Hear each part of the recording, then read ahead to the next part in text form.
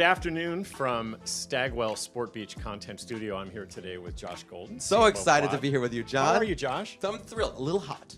It's a little sweltering here. Last year it was cooler, so I'm okay with it. But I just came off the red eye and had a nice delay, so I had like an hour to sleep in total. So I'm like, this is. You don't show it red at hot. all. You don't show it. So we're going to get in and talk a little bit about this cultural trend that we worked on together, the Harris Poll and Quad, around the tactile revolution. You want to talk a little bit about it? Yeah, we had this great conversation. I remember, actually, the insight came. I was watching my daughter page through a catalog of all things, and I was like, "Is this funny?" And I asked her, "What was your experience like?" And she was like, "Well, I wasn't interrupted, and I had a chance. I love these clothing, and I remember we had this conversation.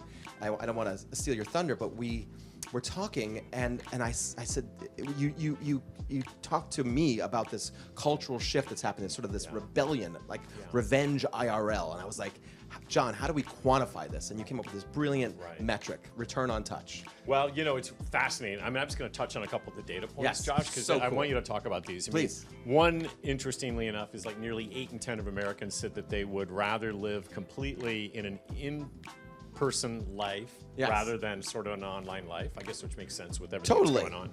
But here's the one that really got me. I think it was at the point about your daughter.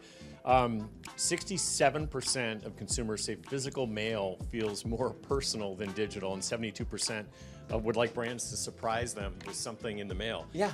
Is mail sort of the new innovation, or what's going on here? So I have a theory. I'm floating it here first time. I think that we, as human beings, have lost the opportunities for discovery.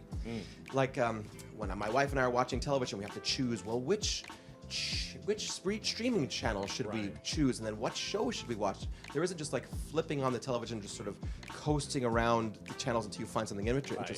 You have to pre-choose. So the whole thought of having discovery opportunities that are just like, that's why I think Costco or like what is it, Home Goods is like this sort of this discovery that you're finding what you want as you expose yourself to something in the physical world. So when you think about the digital world, it always starts with an inspiration or a request versus I'm receiving this information. So mail and catalogs and magazines offer that uninterrupted consumer experience that's all about engaging with the brand but uninterrupted.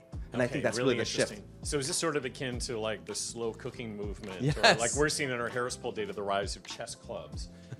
There's slow checkout Third lines. Spaces, yes. Slow checkout lines in a grocery store, so you could just sort of slow down and have a conversation with people. So I don't know, I think that's really interesting. So question for you, does this mean that digital is dying? No. No, I mean, isn't it always about the evolution?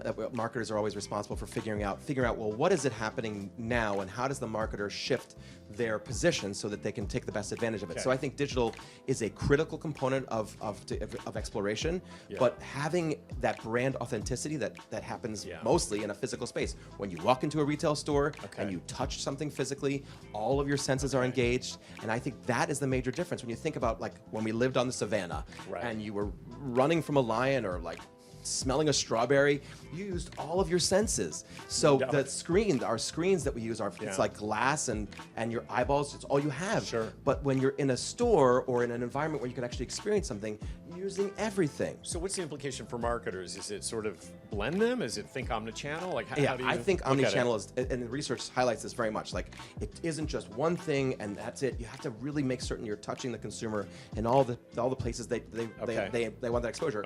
Digital isn't dead. It's obviously, you know, it's changing and evolving, but seeing this revenge experience that's happening, I think really pandemic drove this. We were so locked into things digitally and television was driving it. Now it's much more about how do we have so many different ways that can touch that consumer in a way that's authentic. Josh, fascinating insights. Really appreciate it. I'm so excited about this research. What's next for Quad? So Quad, obviously, is sort of exposing. We started off in manufacturing. That's mostly what we've been, done in our history. And now with our agency and our data offering and our creative offering and our packaging offering, we have so many different ways to help marketers. And specifically because of this growth of the physical, we're combining this sort of superpower of omnichannel to we listen to the client's problem and we sort of figure out which solutions we have that are going to be the most effective to help drive that consumer engagement. So I think we are going to sort of supercharge the marketers' capacity to execute in all the channels that they need the most. Josh, thanks for coming so much. It's Josh Golden, CMO of Quad. Thank you, John.